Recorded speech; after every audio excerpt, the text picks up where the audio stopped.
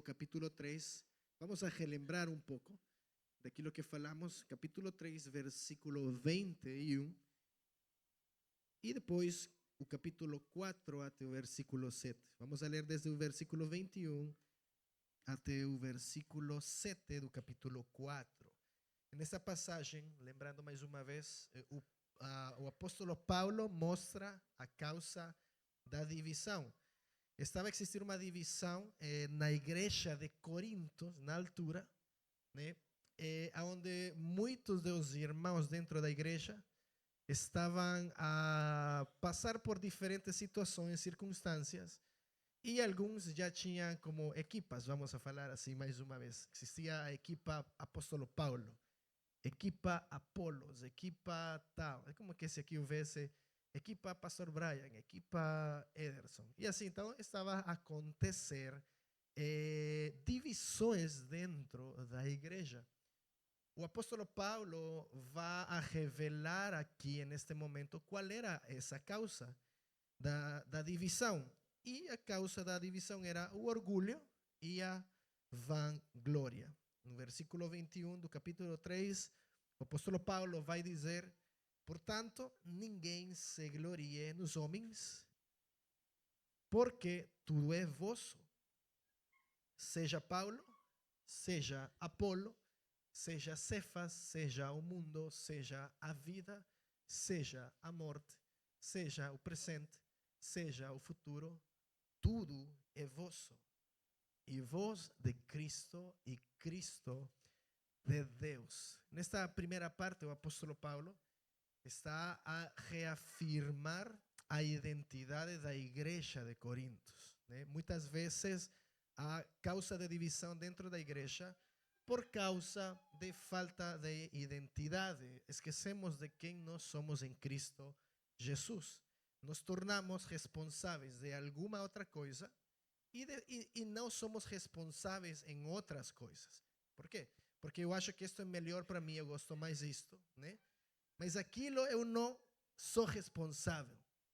Então, o apóstolo Paulo, ele começa a fazer uma breve descrição, como um diagnóstico de aquilo que está a acontecer dentro da igreja. Lembremos que a condição natural do ego humano está praticamente dividida em 4 questões. O domingo passado falamos sobre o vazio que há dentro do homem, né? Temos um ego dorido e agora vamos a passar esta parte. Temos um ego atarefado. Em terceiro lugar, temos um ego humano incrivelmente atarefado. E o ego faz de tudo para ser notado, vive ocupado, tentando preencher o vazio. Então, na tentativa de preencher o vazio e lidar com seu desconforto, o ego vive se comparando com outras pessoas. Alguma vez já se comparou com alguma outra pessoa? Pense aqui comigo. Aí você responda em seu coração. Será que já aconteceu comigo muitas vezes? Eu já disse aqui. Muitas vezes, quando eu cheguei aqui em Portugal, eu tinha uma visão um pouco mais diferente de um pregador brasileiro. Eu fui missionário lá no Brasil. Eu achava que o pregador brasileiro era aquele que uai, e gritava. E tudo. E eu não chego lá, eu não consigo fazer isso, né? Chegamos aqui, é uma cultura bem diferente, né? E eu, nesta caminhada, eu tinha que definir um padrão ou um estilo de pregação, onde eu me poderia sentir confortável. Então, eu assistia um pregador, veia outro pregador e tudo. Ainda que eu já pregava em espanhol, é diferente pregar em português. Eu tenho um estilo bem definido em espanhol, mas em português era diferente. Então, eu tinha que passar por aí. Então, eu escutava um pregador, escutava outro, e assim. E pronto. Então, acontecia essa parte de ser comparado. Eu preciso pregar assim, eu preciso pregar assim. E tudo. Então, olha, uma questão aqui. Alguém me falou que se eu comia churrasco ia melhorar da minha garganta. Porque tem poderes curativos. Assim que eu comi churrasco e não aconteceu nada. Assim que está algo errado aí. E pronto.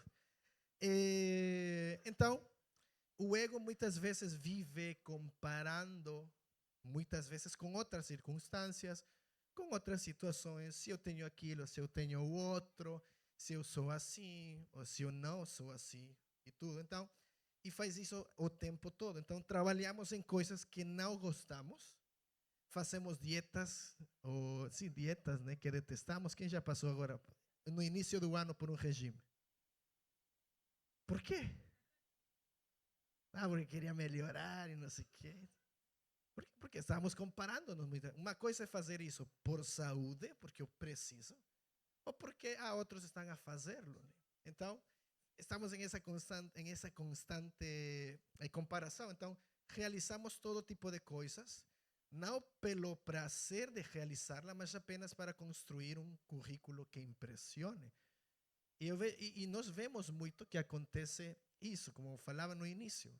Muitas vezes gostamos de servir em alguma área da igreja, gostamos de aprender, e eu sou responsável aqui, porque eu gosto, mas deixo de ser responsável nesta outra parte. Então, isso acontece no nosso dia a dia, nossa vida, em outras coisas que fazemos. Então, em um trabalho, nós somos obrigados a fazer as coisas porque é um trabalho, né? Tu vas a receber um ordenado, né? Ainda que não gostes, mas tu tens que trabalhar, senão não consegues pagar as despesas, não consegues pagar as contas. Então, vivemos em esse momento em que nosso ego não está satisfeito com aquilo que nós temos. Então, vamos realizando coisas por aí e nosso ego vive ocupado, ocupadíssimo o tempo inteiro. Então, o apóstolo Paulo está tentando mostrar esto aqui à igreja em Corinto. Ele vai dizer, olha, tem que parar com este assunto do orgulho. Por quê? Porque o orgulho não se satisfaz em ter uma coisa, mas em tê-la em quantidade maior do que os outros. Estamos buscando mais. Então, o ego faz de tudo para ser notado. Vive ocupado tentando preencher o vazio. Um vazio que existe muitas vezes em nosso coração, que não é cheio pela presença de Deus. Ok? Existe um comum denominador dentro da igreja, em geral, falando do corpo de Cristo. E eu vejo muito isso, esta é como uma crítica pessoal à igreja em geral. Né? Eu, como pastor, quando eu prego aqui, como líder, eu posso chegar, como eu já disse muitas vezes, a seu intelecto. Ok? Mas Deus vai chegar a seu coração. Eu posso chegar ao intelecto porque eu vou fazer uma exposição das escrituras e eu vou lhe mostrar, olha, isso aqui está interpretado assim. Deus está tentando, o escritor está tentando falar isso. Mas se eu fosse um pastor com outras intenções, eu até poderia chegar às suas emoções e criar um ambiente de emocionalismo. Ok? Por quê? Já entraram muitas pessoas por essa porta perguntando se aqui somos de aquelas igrejas que dan profecia, a profetada, a famosa profetada. Eu falo, não, somos uma igreja bíblica. Mostramos a palavra, o Espírito Santo se manifesta, sim, e vai manifestar-se quando ele deseje manifestar-se. O assunto é este, que a nossa emoção está conectada com nossa alma, ok? Então, Deus, tu vas a receber a mensagem através da palavra. Deus vai tocar as tuas emoções, porque tuas emoções estão conectadas com tua alma, ok? E Deus vai tocar a alma, a nossa alma, e as emoções, ok? As emoções vão ser como um combustível que vai nos ajudar a impulsionar isso. Agora, o problema está com as palavras que terminam em ismo, emocionalismo, ok? Que entra muitas vezes, porque emocionalismo, como o quê? Como eu começar a tocar as emoções em meio de uma pregação, em um louvor, e tentar que as pessoas comecem a chorar, porque vou a tocar sentimentos e emoções, mas essa pessoa não vai ser transformada pela palavra. Isso é diferente. Então, acontece muito, isso é um divisor de águas, porque acontece muito nas nossas igrejas, em muitas igrejas, principalmente pentecostais, e este como eu falei, é uma crítica. Eu sou 100% pentecostal. Eu acredito na manifestação do Espírito Santo, mas todo é com um devido ordem, ok? Então, muitas vezes nós estamos buscando palavras em alguns lugares. Há irmãos que visitam outras igrejas porque ali há não sei o quê. Então, e por que acontece isso? Comparação. Comparamos. Isso não acontece na igreja aquela, mas isso acontece naquela igreja. Então, aonde eu vou ir? Aonde meu ego se sinta satisfeito. Então, nós temos que ter muito cuidado, porque o rei David falava sobre todas as coisas, enganoso é o coração. Mas nós temos que guardar o nosso coração. Por quê? Porque de ele emana a vida. Em espanhol é emana a vida. Então, por isso eu falo, é um divisor de água. Temos que cuidarnos. Então, quando o emocionalismo toca a nossa vida, então vamos a pensar que estamos satisfeitos com aquilo que achamos que nós precisamos. Então, aqui acontece mais uma vez. Passa o emocionalismo, dura 5, 6, 7 dias e depois acabou, né? Então, é como muitas vezes, às vezes eu fico um pouco atarefado, né? Porque muitas vezes vemos esse movimento, os retiros de jovens. Verão, eu sei que verão vão a bombar. Setembro, outubro, novembro, pá. Dezembro, acabou.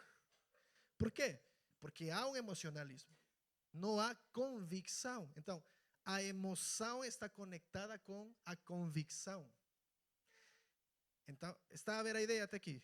Ok? Então, as nossas emoções, nossa alma está ligada à convicção de que quem transforma a minha vida é Jesus. Quem transforma e muda minha mente e minha forma de pensar é Jesus. Então, quando nós começamos a satisfazer o nosso orgulho, então deixamos ou colocamos de lado a pessoa de Cristo, quem é a pessoa que tem que ser o primeiro na nossa vida. Então, um escritor famoso que é americano, americano, dá este pensamento. Eu quero passar para vocês, irmãos. O orgulho não se satisfaz em ter uma coisa, mas em tê-la em quantidade maior do que outros. Dizemos que as pessoas se orgulham de ser ricas, espertas ou bonitas, mas isso não é verdade. Elas têm orgulho de serem mais ricas, mais espertas ou mais bonitas que outros.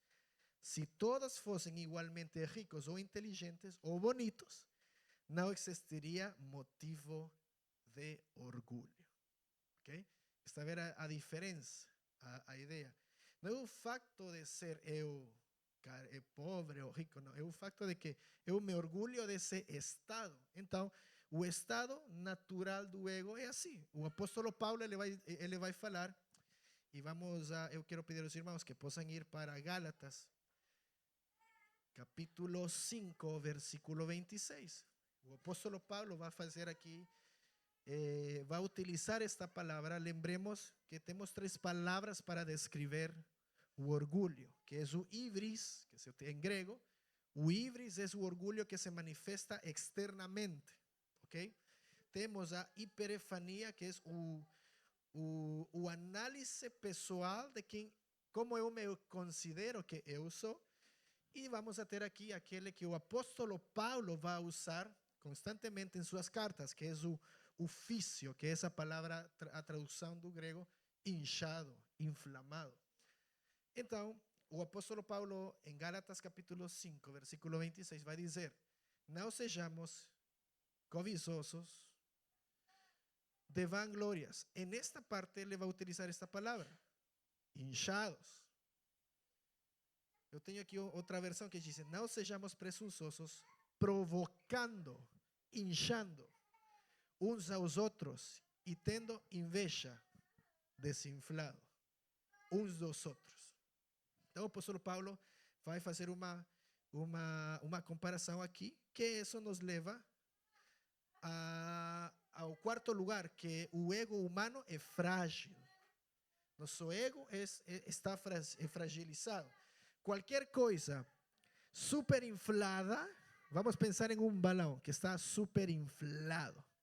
Qualquer coisa superinflada corre o perigo iminente de estourar.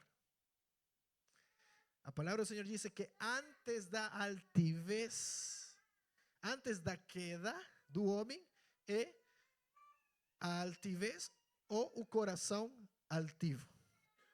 Está vendo a ideia? Antes da queda do homem, é o coração altivo. Então, o apóstolo Paulo está dizendo aqui, não se inflame, não se inche nosso ego. Então, vemos este fragmento aqui.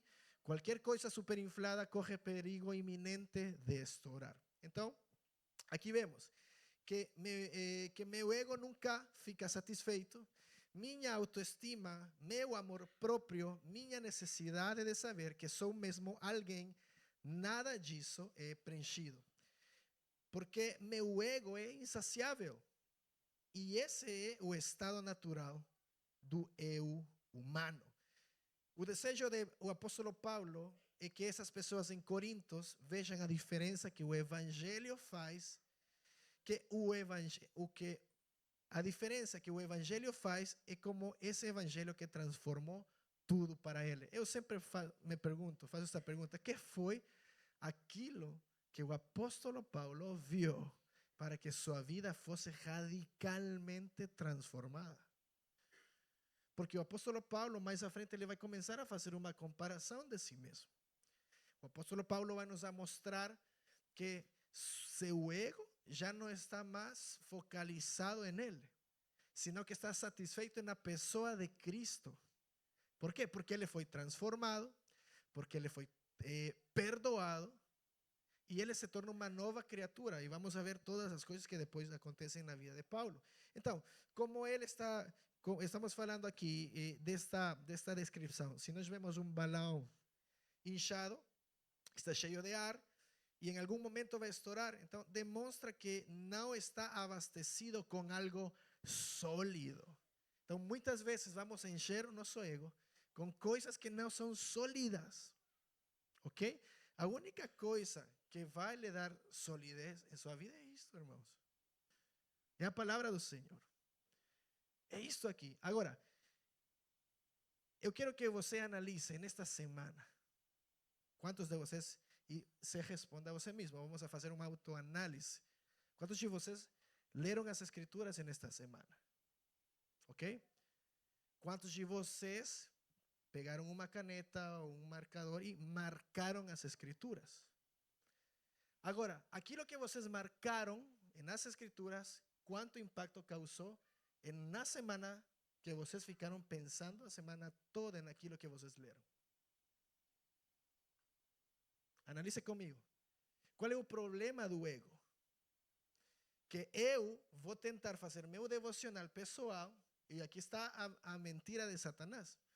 Eu vou fazer meu devocional pessoal pela manhã para eu sentir-me bem que eu fiz meu devocional. Mas o que você marcou nas escrituras realmente marcou sua vida. Alô? Falava uma pastora. Alô? Olá? Será que aquilo que eu marquei nas escrituras marcou meu coração? Porque eu posso ter a Bíblia marcada e estragada já de tanto uso, mas será que realmente isso marcou o meu coração? Porque é fácil marcar. É fácil alimentar meu ego de que eu fiz meu devocional. Se escuta até espiritual.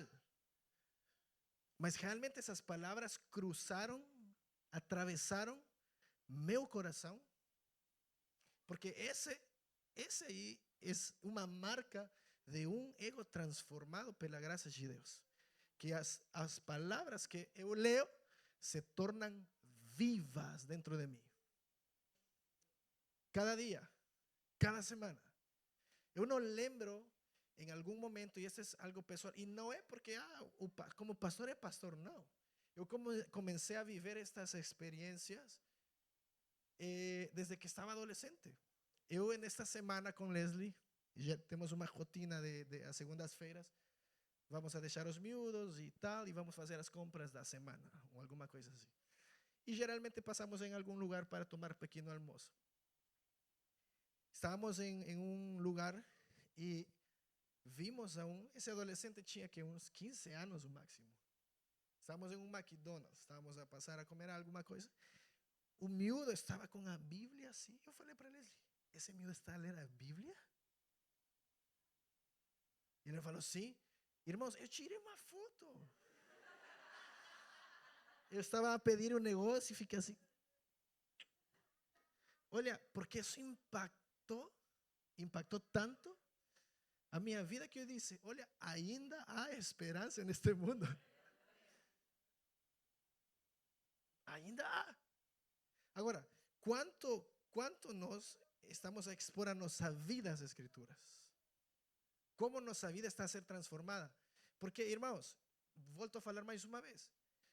Em meu ego pessoal, eu vou ficar inflamado, inchado, pensando que eu cumpri meu dever de crente do dia. E esse é um sacrifício, mas Deus fala, eu não quero sacrifícios, eu quero um coração obediente. E eu falo sempre isso para meus filhos. Obediência retardada é igual a desobediência. Se Deus move teu coração a fazer algo, tu tens que fazê-lo. Mas às vezes não fazemos aquilo porque achamos que vamos fazê-lo em meu tempo. Ego. Porque ninguém me pode dizer que eu tenho que fazer. Uma marca de alguém transformado é alguém que obedece. E aqui está a questão. Jesus falava, vocês me amam? Dizemos, sim, te amamos. Então, quem me ama, obedece minha palavra.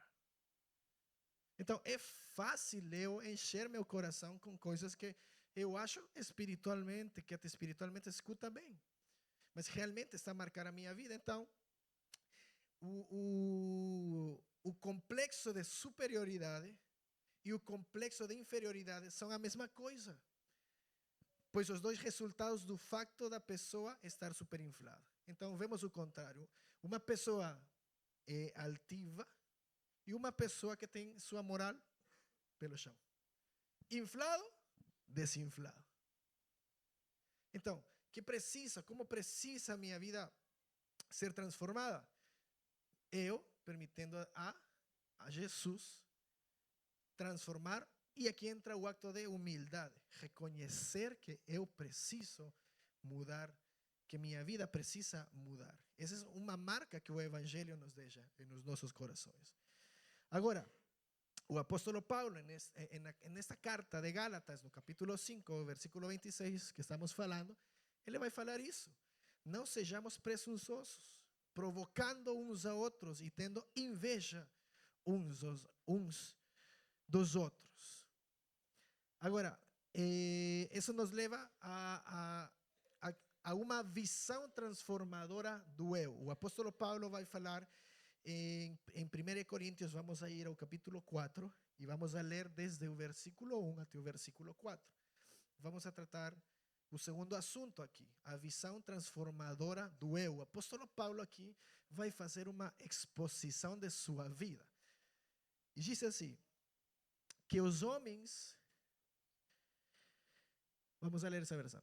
Portanto, todos devem nos considerar servos de Cristo e administradores dos mistérios de Deus. O que se requer desses administradores é que sejam, ¿qué? Fiéis. Contudo, pouco me preocupa ser julgado por vocês. Olha que o apóstolo Paulo é engraçado. Ou seja, literalmente está a dizer, que me importa o que vocês pensem de mim? ¿Okay? Contudo, pouco me preocupa ser julgado por vocês ou por qualquer tribunal humano. De facto, nem eu julgo a mim mesmo, porque a minha consciência em nada me acusa, mas nem por isso sou inocente. O Senhor é quem me julga. Ok? O apóstolo Paulo aqui está falando de identidade. Quem eu sou em Cristo? Quem Cristo, como Cristo quer ou deseja que eu possa ser transformado? Identidade. Aonde está sua identidade? Está em um homem? Porque um homem vai falhar. A minha oração todos os dias é que eu possa ser um homem sempre íntegro, para não falhar. Porque eu posso pregar aqui bonito e tal, mas depois de sair dessa porta eu posso falhar, porque eu sou imperfeito. Agora, mas a minha identidade, eu sei quem eu sou. Eu sou um filho de Deus. Você quem é? Você é um filho de Deus.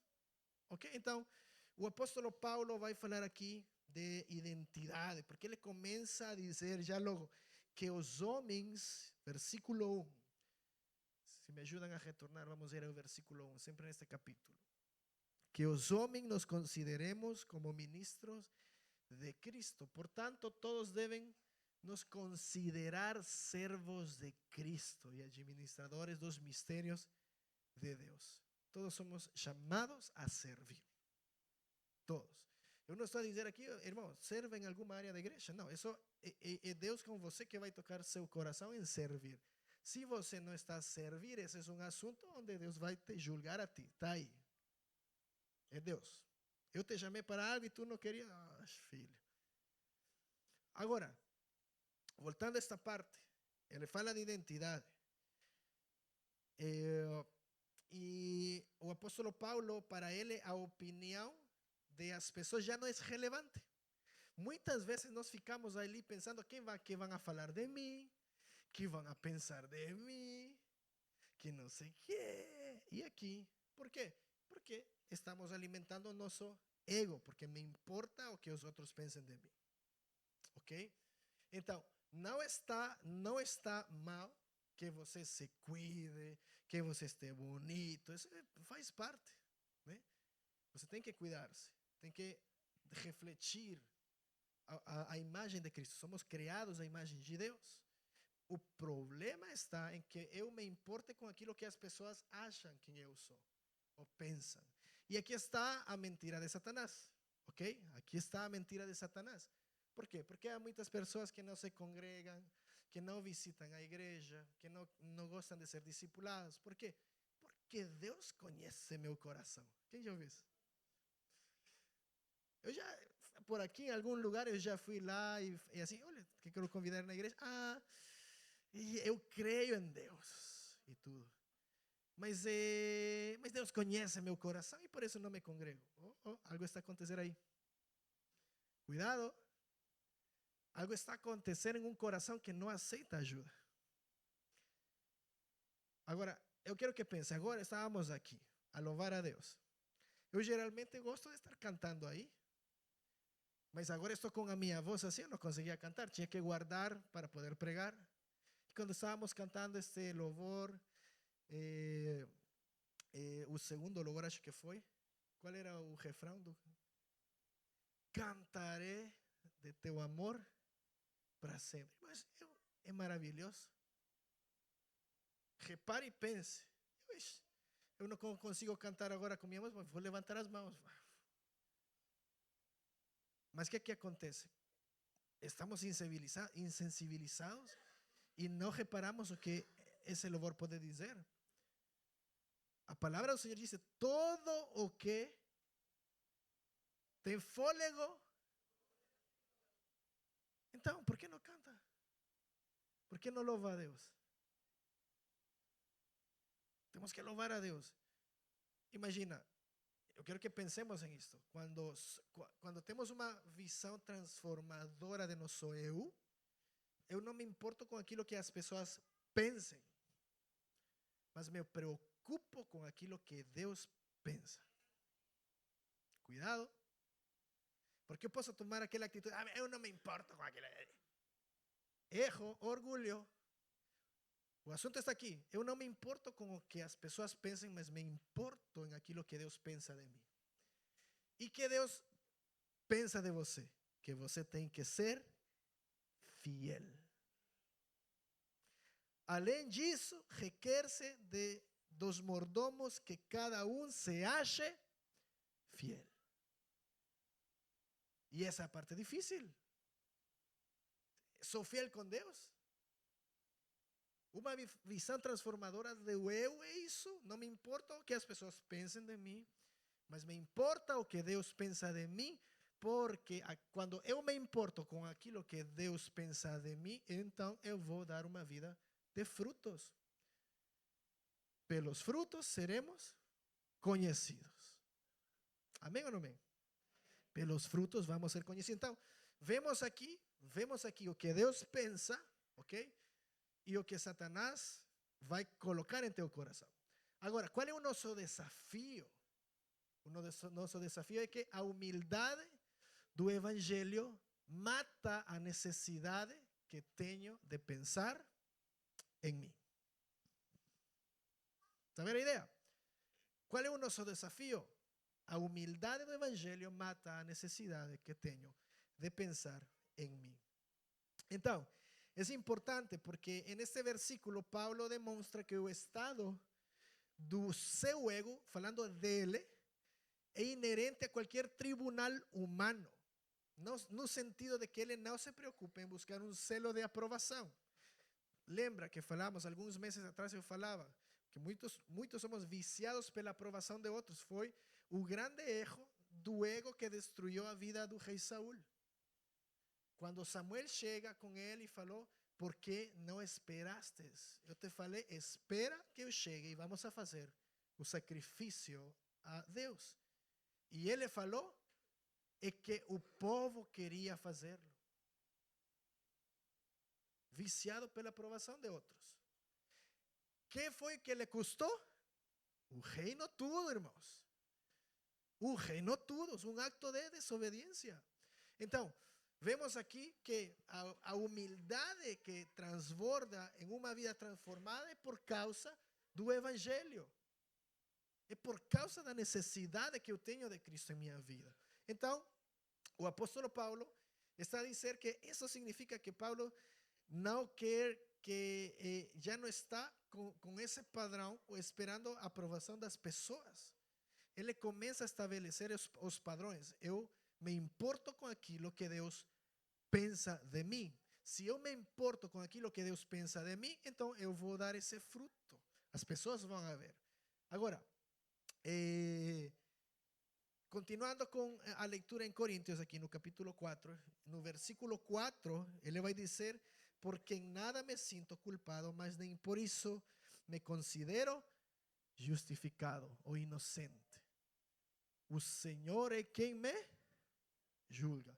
Então, isso demonstra que Paulo não tem um tribunal para prestar contas a si mesmo, mas para prestar contas a Deus. A palavra do Senhor diz: confessar os pecados uns com os outros e alcançaremos misericórdia. Então, eu já partilhei aqui que quando nós confessamos nosso pecado com Deus, é para perdão. É para perdão. Ele vai te perdoar. Quando eu confesso meu pecado com alguém, aqui não estou falando que você vai ir pela rua falando: olha, eu cometi adultério. Não.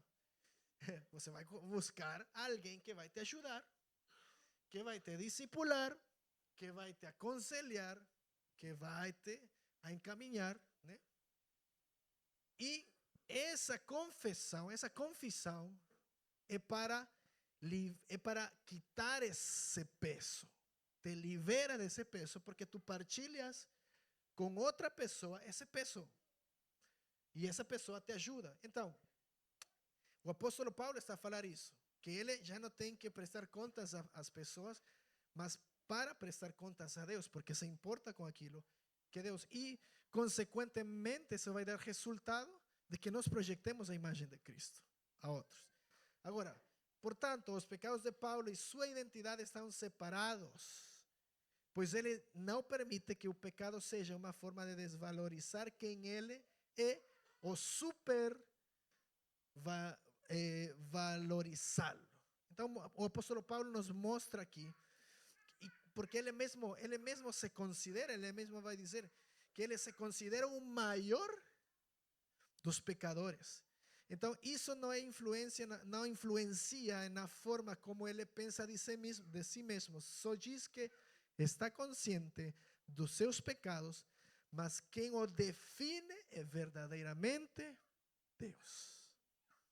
Então, afirma ele qual é sua identidade em Cristo. Então, quando afirma que não admite ser julgado pelos coríntios, no caso, porque ele está mandando esta carta, então imagina ele pensando, ai não, que vai pensar a igreja de Corintos? Né? Eu penso que o anjo, ou a pessoa, o pastor de cada igreja, quando recebia uma carta do apóstolo Paulo, era coisa séria, irmãos. Eu acho que eles tremiam. Quando recebiam alguma coisa, chegou aos ouvidos do apóstolo Paulo. Né? Então, ao enxergar um pecado, o apóstolo não permite que ele destrua sua identidade. Da mesma forma, diante de um bom desempenho, o apóstolo não se parabeniza. Ele não fica ali falando, eu sou o maior dos apóstolos. Não, eu sou o maior dos pecadores. Eu sou o maior dos pecadores. Então, dessa mesma forma, diante de um bom desempenho, o apóstolo ele não vai se parabenizar. Então, o apóstolo Paulo nos leva a um território completamente novo e desconhecido. Seu ego não está inflado, senão que seu ego está saciado na pessoa de Cristo. Tua vida está saciada na pessoa de Cristo? Tua mente está saciada na pessoa de Cristo? Pensa nisso, vamos a refletir em isso. Então, o apóstolo Paulo está afirmando que ele alcançou um estágio no qual o ego não chama mais a sua atenção para si, assim como qualquer outra parte do corpo, senão que seu ego está satisfeito na pessoa de Cristo. Eu sei quem eu sou um filho de Deus que me amou e morreu por mim. Amém? Então, mais uma vez, voltamos a nosso desafio, que a humildade do Evangelho mata a necessidade que tenho de pensar em mim, porque o Evangelho não se trata de mim, se trata de Cristo. E eu quero encerrar com esta parte. Como alcançar uma visão transformadora do eu? O apóstolo Paulo ele já nos mostra aqui. Ele nos mostra a través deste texto a importância de ter uma visão transformadora de nosso eu. Agora, nesta parte, o apóstolo Paulo ele vai nos a fazer uma descrição nos próximos textos. Vamos ir ao texto 5 do capítulo 4. Portanto, nada julgueis antes do tempo, até que o Senhor venha, o qual também trará à luz as coisas ocultas das trevas e manifestará os desígnios dos corações. E então cada um receberá de Deus a sua recompensa. E eu, aqui vai falar, e eu, irmãos, apliquei estas coisas por semelhança a mim e a Apolo, por amor de vós, para que em nós aprendais a não ir além do que está escrito, não vos ensoberbecendo a favor de um contra de outro. Porque quem te faz diferente? E que tens tu que não tenhas recebido? E se o recebestes, por que te glorias como se não tivesse recebido? Então, o problema é que todos os dias nós voltamos ao tribunal, nos colocamos em uma posição de ser julgados por aquilo que temos, por aquilo que nós somos, por aquilo que nós fazemos. E alguns dias sentimos que estamos vencendo o julgamento, em outros, ou que estamos a perder esse julgamento. Então, Paulo conta que ele descobriu o segredo. O julgamento está encerrado, irmãos. O julgamento está em Deus. Está em Ele. Me importa em aquilo que Ele pensa. E eu tenho que ser achado fiel. Amém? Então, ele afirma que o Senhor é quem julga, a opinião de Deus é a única que interessa. Que interessa. Então, nesta parte o apóstolo Paulo nos mostra que eu já não tenho de fazer as coisas para ser bom, faço-as só pela alegria de realizá-las. Temos de reviver o evangelho cada vez que oramos. Temos de revivê-lo sempre que vamos à igreja. Temos de reviver o evangelho a todo instante e perguntar a nós mesmos por que estamos ou porque um dia estaremos frente do tribunal com Cristo. ¿Qué vai ser mostrado nesse dia? Mateus capítulo 3, versículo 17 diz: E eis que uma voz dos céus dizia: Este é o meu filho amado, em quem me comprazo, em quem tenho prazer. Eu sou filho de Deus. Eu já disse em alguma pregação que as palavras que impulsionaram a Jesus no cumprimento da sua missão foi esse momento. Foi esse momento, sua identidade. Ele é meu filho amado, em que eu me comprazo, em quem eu tenho prazer. Então, quando Deus olha a humanidade, Ele só vê dos homens aqueles que estão em Adão, na lei, na condenação, na morte, e aqueles que estão em Cristo, graça, justificação e vida. Aonde você está? Em que lugar está? Romanos capítulo 8, versículo 1 diz: Portanto, agora, nenhuma condenação há para os que estão em Cristo Jesus, que não andam segundo a carne, mas segundo o Espírito. Como andamos? Como estamos caminhando? Amém? Vamos a ficar em pé nesta hora.